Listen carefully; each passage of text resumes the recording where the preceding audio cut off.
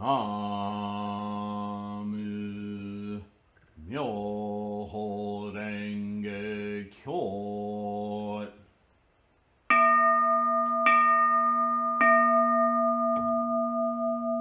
나무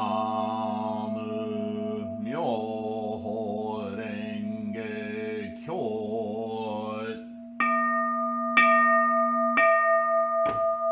나무 묘호랭개교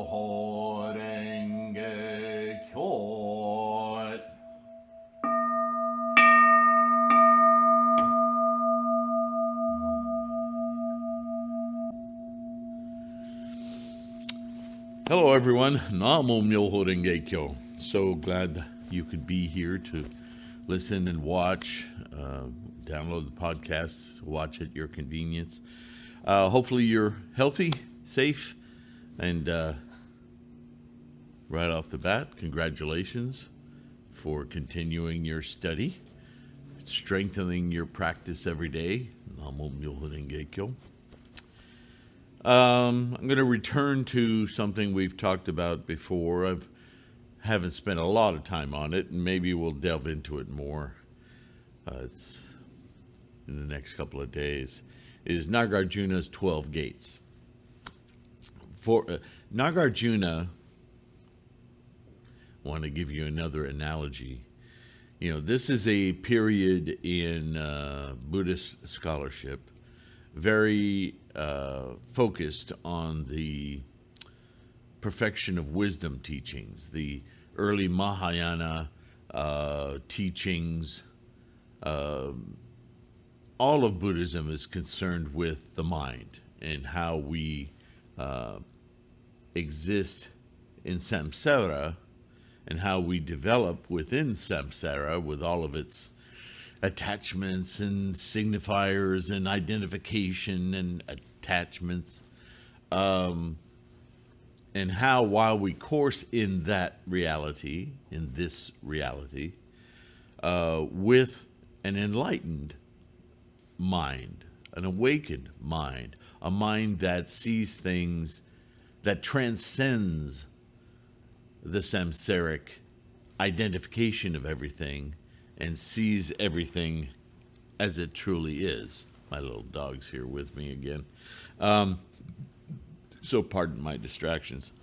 So 12 gates. What are the 12 gates? The 12 gates are...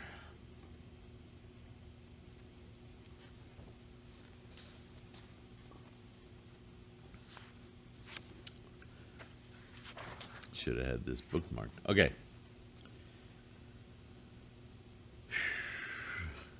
First, causal conditions. Second, with or without effect. That's effect, not affect. Third is conditions. Fourth is characteristics. 5 is with or without characteristics. 6 is identity or difference. 7th is being or non-being. 8th is nature. That would be what I talk about as kinetic energy, momentum. That's nature. Cause and effect is 9, and 10 is the creator. Don't get confused. I know that's a tantalizing word, right? 11 is the 3 times, past, present, future, right? And 12th is production. Now, you might be able to tell just from that list, which is why I offer it first, what Nagarjuna's preoccupation is in everything that he teaches. He is focused on this transitional mind. And this, is an outgrowth of perfection of wisdom. Where is the transcendence? Where is the moment? What is it that is transcended? What is it that we see with Buddha mind that we do not see or do not understand in samsaric mind? And I thought of a really simple analogy this morning.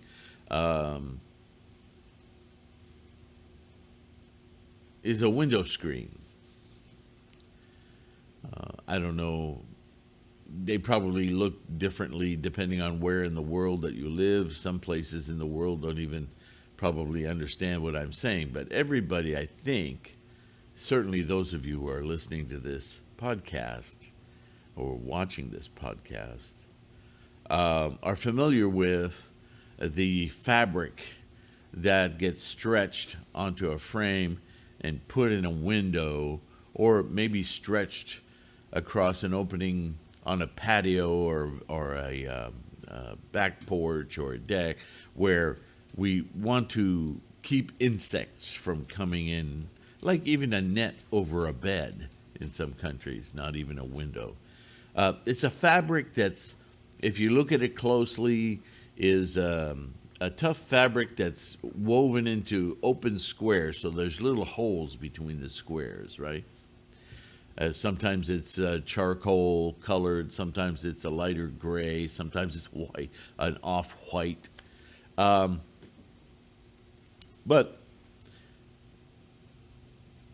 a couple of things about those screens. First of all, if, for instance, a lot of mud gets splashed up on them, or dirt daubers, wasps that build their nests and so forth, they can fill in those little holes and it becomes obfuscated, right? Or if it's just dirt. And every now and again, you got to hose those screens off. You got to wash them so that you can see through them. Here's the interesting thing about screens and why I bring it up. You can sit in front of, say, a window with a screen on it, or a screen door for that matter, and you very easily, as is through your day, will look through that screen door or that window and see clearly what's going on outside.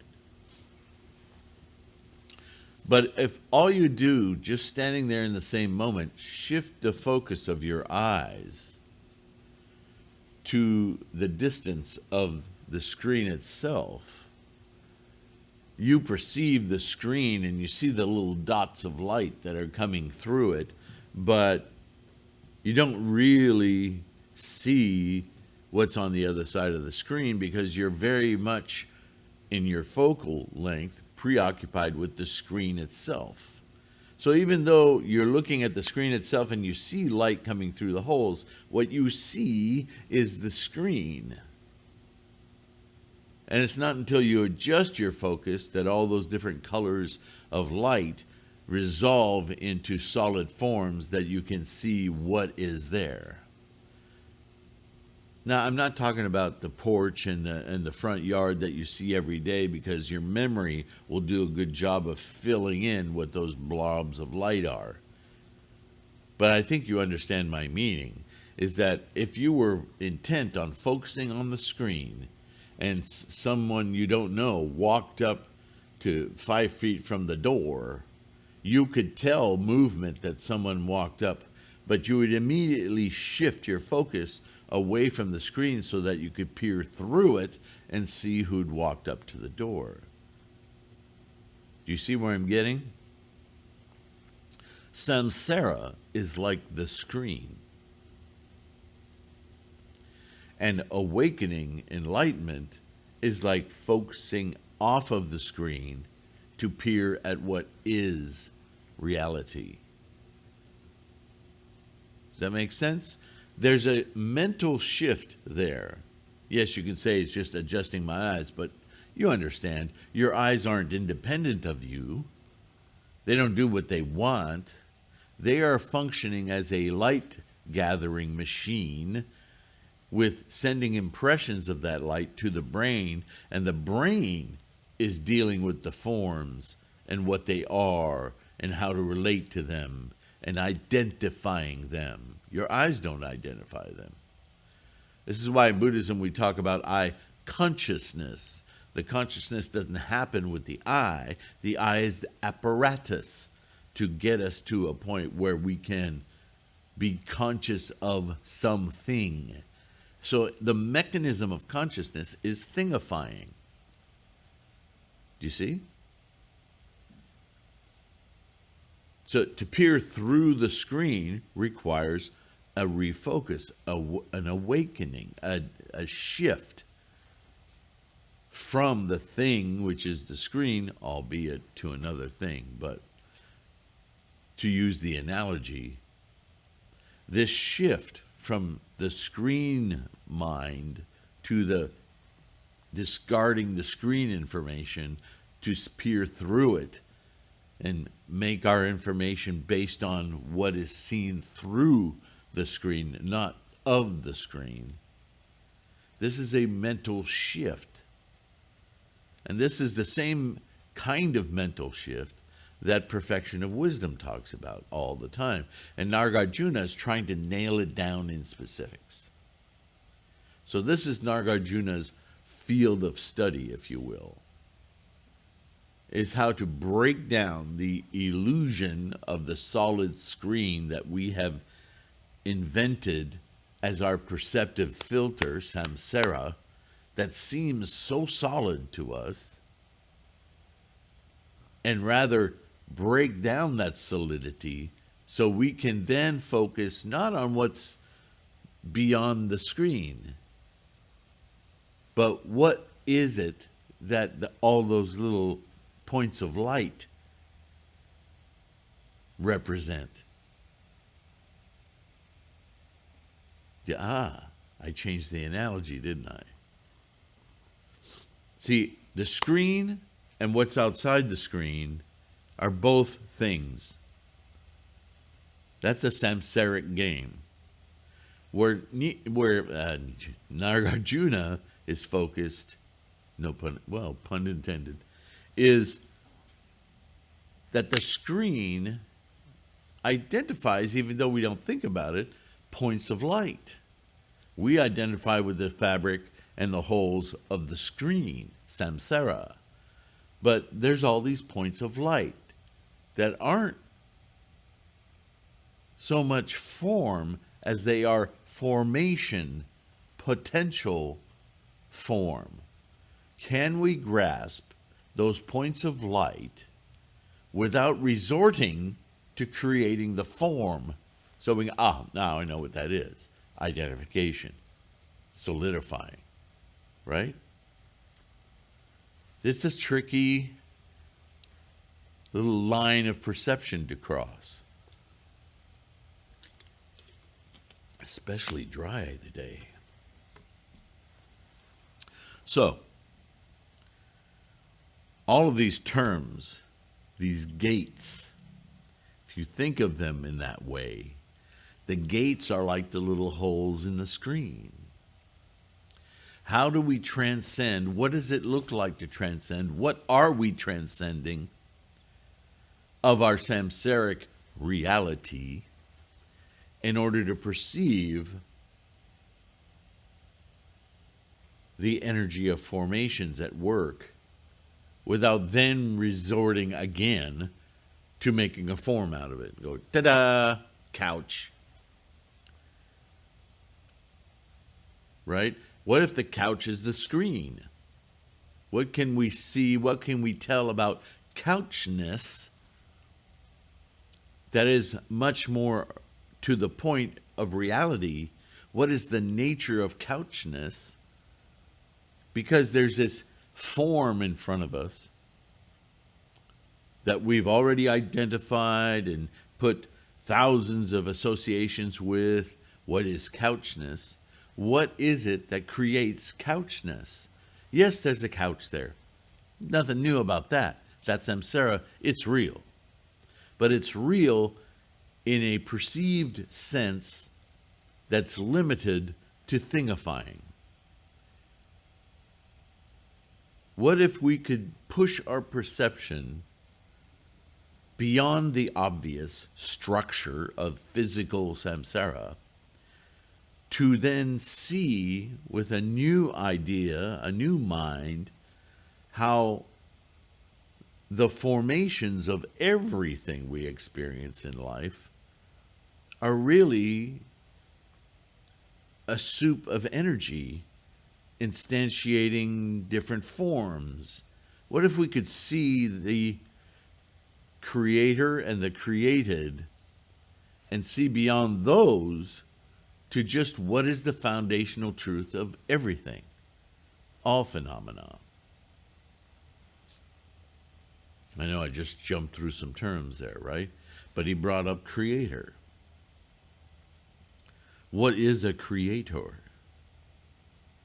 And if you can identify what a creator is, what or who or how does one create?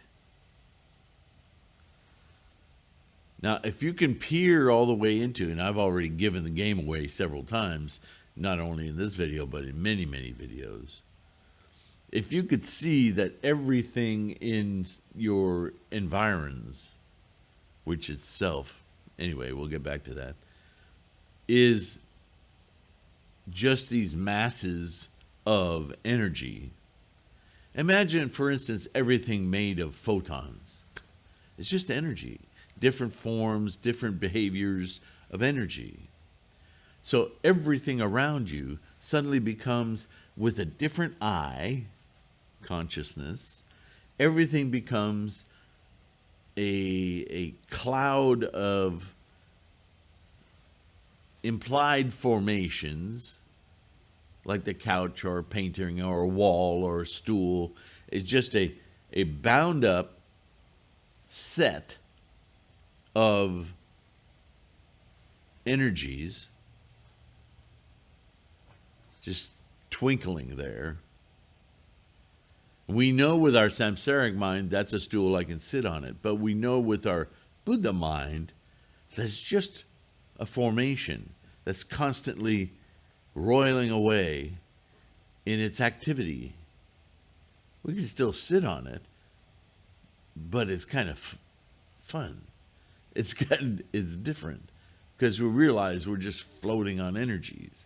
The energy that makes our butt and our feet and our back and our head is no different than the energies, albeit in slightly different states, that creates the stool. If we could see that way, then who is the creator? And what is created? Every time you ask that question, you're referring to samsara. Because you and I are the creators. And if you're looking for some omniscient, magical force that's creating, then the only thing it's obvious, is the energy.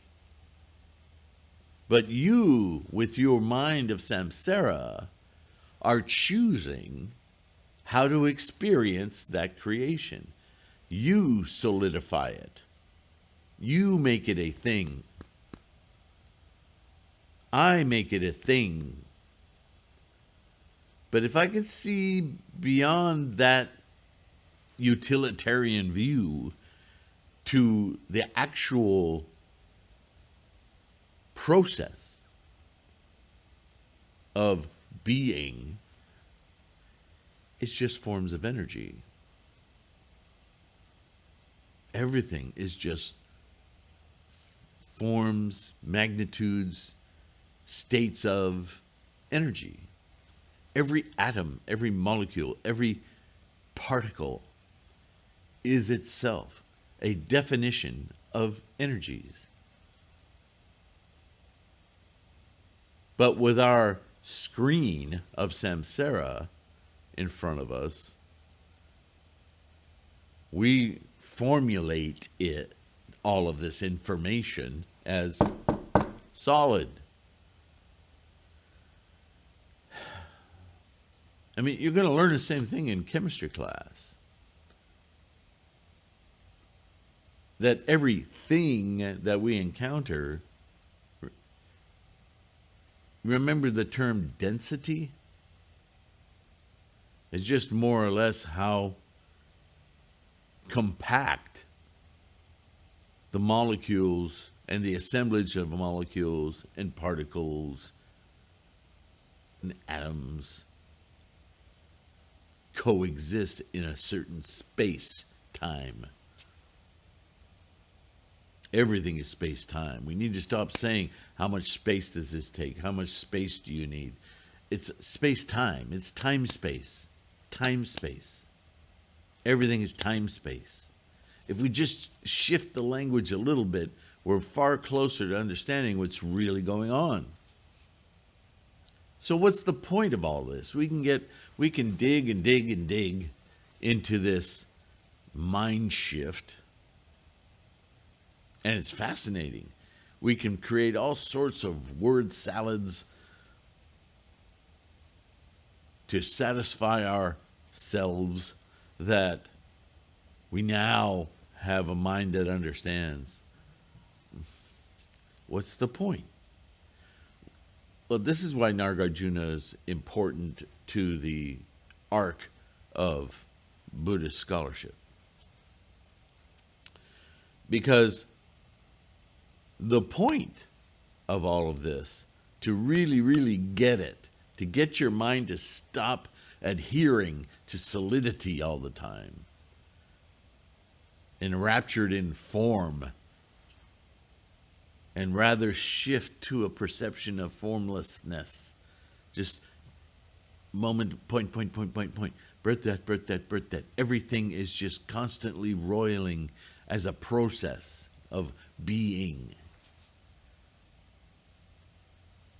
If we can do that, if we can shift our minds to understand that as a perceptive level of mind, then perhaps our distinctions of everything being independent and different from everything else, unique, possessing it, mine, yours, maybe all of that ceases to have meaning. And if all of that ceases to have meaning, what are we left with?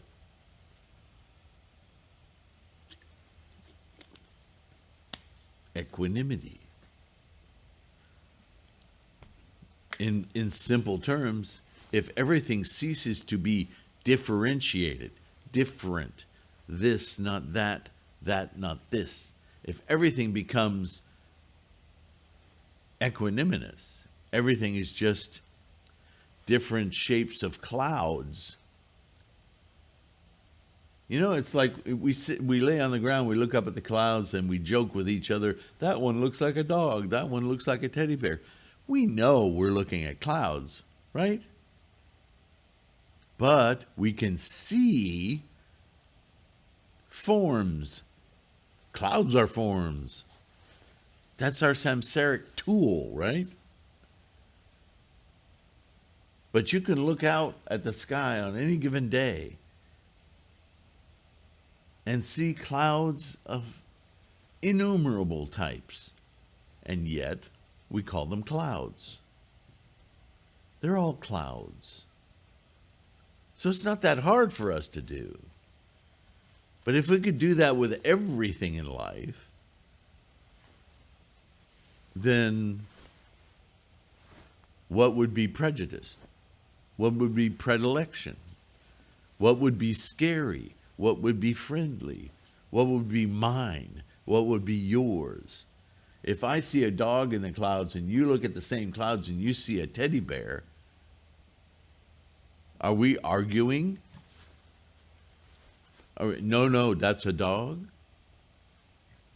We can both chuckle and go, it's clouds. We know that. This is the same thing. Stop adhering to definitions and rather just receive, just enjoy the clouds. Cloud you, cloud me, cloud painting, cloud couch. They're just clouds of energy. That's the only thing. That word, that little wrench in your head that goes, energy. What's energy? You can see it as clouds. You can see it as the air. You can see it as time-space. Of course, we both know that that's mass. But what is mass is a definition of states of energy. Ta-da! Always back to this point. How in the hell do you communicate that? It's something you experience. Namo Myoho Renge Kyo. That is why we chant. That is why we have this wonderful cloud mandala of the teaching of the clouds, of the force, of the essential agent of life, the process, everything. Our ability to perceive that is the unique ability of samsara. Without a samsaric engine, then there is no perceiver. So therefore nothing is perceived. This is our great opportunity, and why Nichiren speaks about the tremendous fortune of being born human or instantiated as a consciousness being. Because it is only while in this samsaric condition that we can peer and understand beyond the thingification that made us a thing, and we can look back into it and see the essential engine of all phenomena. Namo Myoho Renge Kyo. So, if you want to understand that, Nagarjuna says, well, let's take this thing apart. And he starts talking about, oh, that's interesting, opening to this page. Well, let's do a little reading. Would you like? I know my words can get a little bogged down. Nagarjuna says, now I shall briefly explain the teachings of Mahayana. What are the benefits of explaining Mahayana? Answer, Mahayana is the profound Dharma store of the Buddhas in the 10 directions of space and the 3 periods of time. Oh my goodness, we're right back at time-space. It is spoken for the people of great virtue and intelligence. Intelligence here meaning people who like to see beyond, or who can have the capacity to see beyond what's right in their face. Curiousness, dissection, wanting to understand. Therefore, the mind of the ascetic, Gautama in this case, was diverted from teaching the Dharma, having thought about the incomprehensibility of the Dharma by the stupid. People who couldn't care less. Just give me my coffee and my beer and leave me alone. But the sentient beings of late times are hardly virtuous and talented, although they seek and study the sutras they cannot understand. Emptiness, having been dimly perceived, utterly destroys the slow-witted. It is like a snake wrongly grasped or magical knowledge incorrectly applied. I sympathize with these people and I want to enlighten them. To him possessing compassion, who taught the real Dharma for the destruction of all views, to him, Gautama, I humbly offer reverence. And also I want to reveal and make clear the supremely great teachings of the Tathagata. Therefore, I will briefly explain the teachings of Mahayana. Question. Mahayana teachings are too many to be counted. Even the sayings of the Buddha alone cannot be exhausted. How can you explain and expound them all? Answer: because of this. I said at the beginning, this would be a brief explanation. Question: why is it called Mahayana? Mahayana is the superior of the two vehicles, and hence it is called the great vehicle. This vehicle can help people reach the ideal of the Buddhas, and hence is called great. This is the vehicle which is ridden by Buddhas and great men, and hence it is called great. It can eliminate the great sufferings of sentient beings and give great benefits, and hence is called great. It is the vehicle ridden by great persons such as bodhisattvas, Avalokitesvara, Mahatmaprata, Manjushri, and Maitreya, and hence is called great. This vehicle can exhaust the bottom of all truths, and hence is called great. Again, in the Prajna Sutra, the Wisdom Sutra, the Buddha himself says that the teachings of Mahayana are immeasurable and boundless. For this reason, it is called great. One of the profoundest teachings of Mahayana is called emptiness. If one can understand this doctrine, he can understand Mahayana and possess the 6 paramitas without hindrance. Therefore, I want only to explain emptiness. To explain emptiness and enter into its meaning, one should use the 12-gate treatise. Once again, he's giving away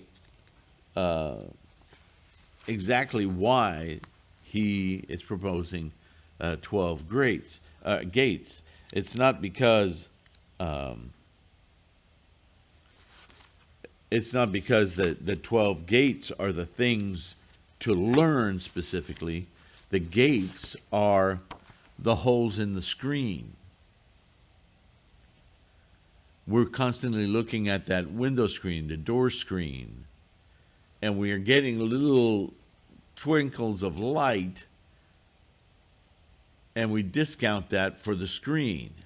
And so the 12 gates are opening up those holes so we can peer into the true nature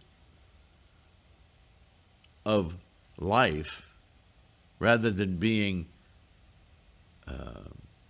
captured by the samsaric screen of identification, distinctions, so on and so forth. Make sense?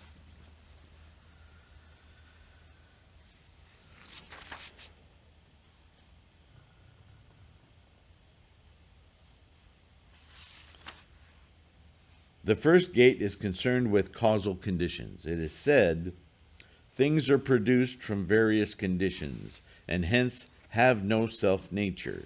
If they have no self-nature, how can there be such things? Self-nature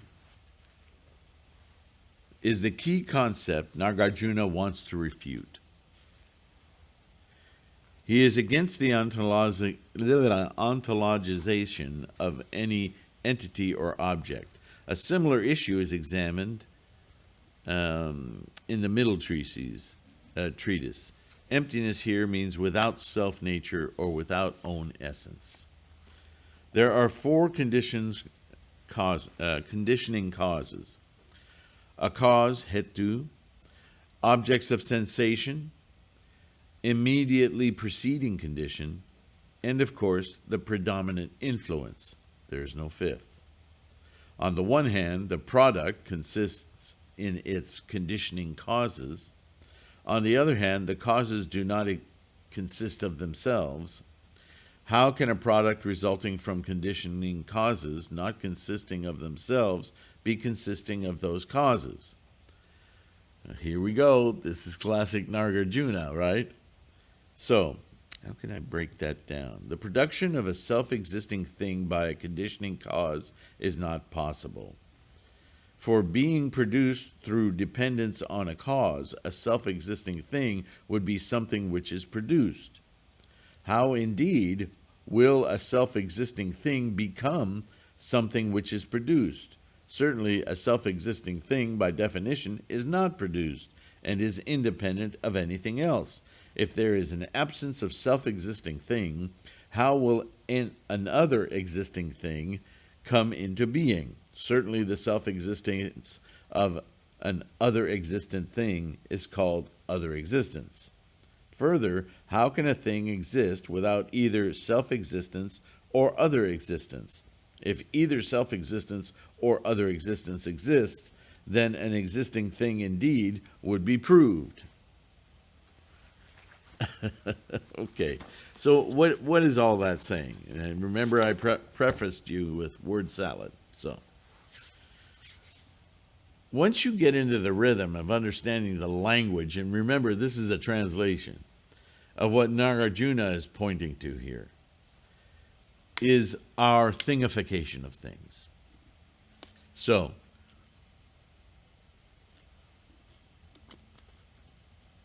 I'm a painter, so I'm going to use painting as example. You create a painting. You make a picture. Now, it's no great leap of logic for you to understand that once you're done with the picture didn't come about because of pictureness. It didn't come about because certain atoms and molecules and processes had that picture in them and then formed this picture. No, you took paint and a brush, and maybe you drew a sketch, and you started to follow that sketch, but you deviated. There's this whole process that came about that created this picture for yourself, right? Or that you created.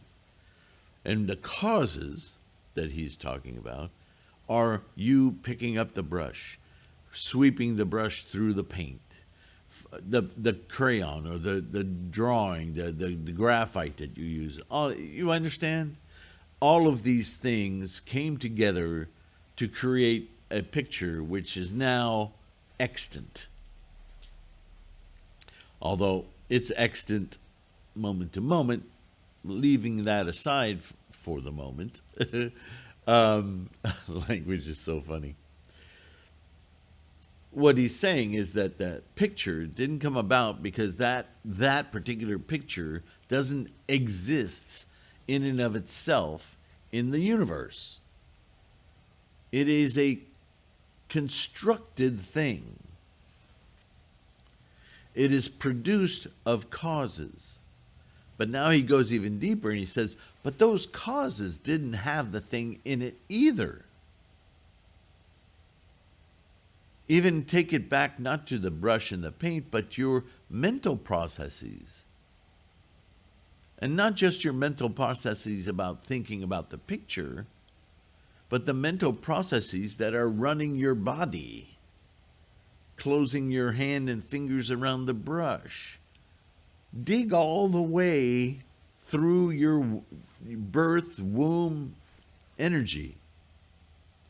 Is there anything, anywhere in that huge line of process where this picture exists? Of course not, you say. That's a silly thing to say, Sylvain. That, Sifu, you're being ridiculous. Well, the point is being made. That the picture only exists as an impermanent temporary thing, and it is not a thing in itself.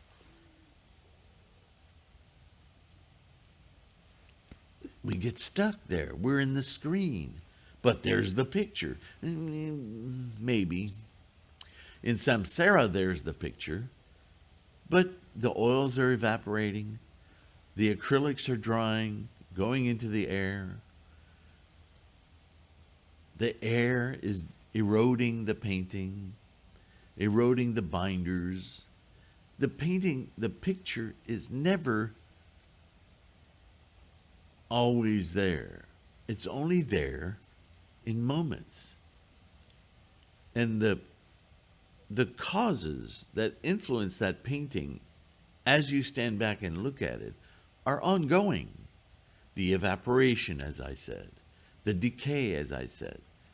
You're just not perceiving them because you're looking at the screen.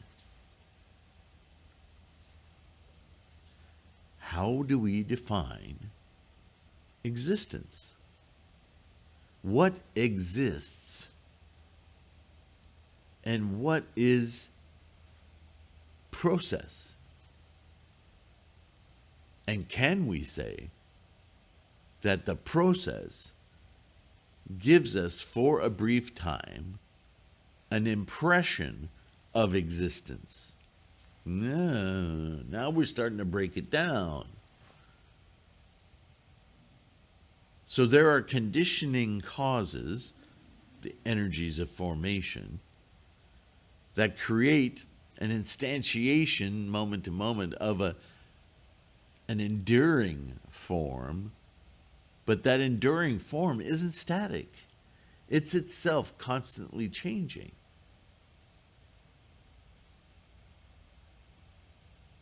I think that's probably enough for today on this video. But let me know if you think, I think I understand. I think I get what you're saying. Or I need to know more about when you said this. I may need to correct myself, so let me know.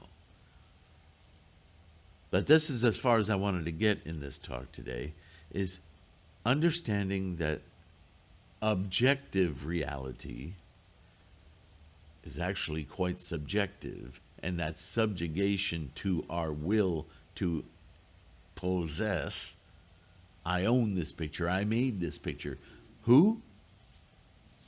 I? So think about that.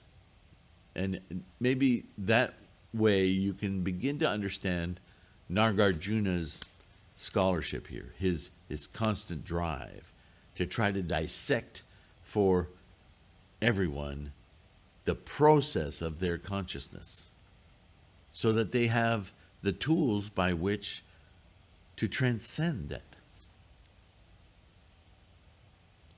Of course, we have the ultimate tool, and we can do that immediately.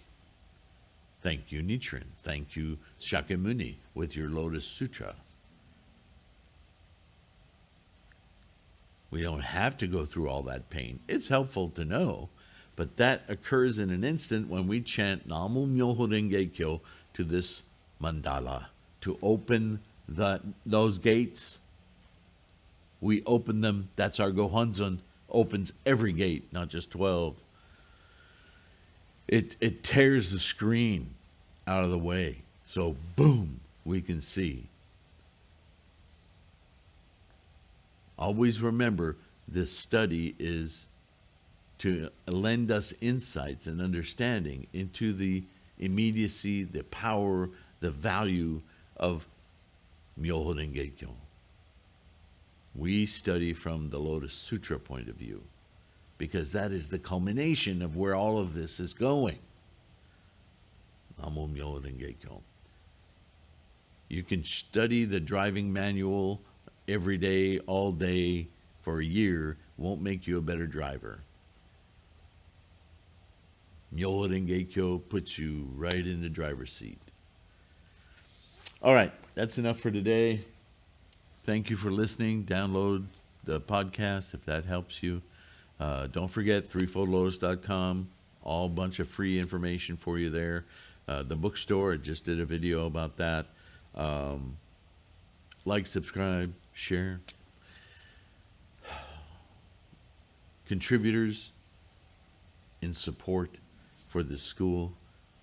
You're amazing. Thank you so much. And I will see you in the next one. Bye for now.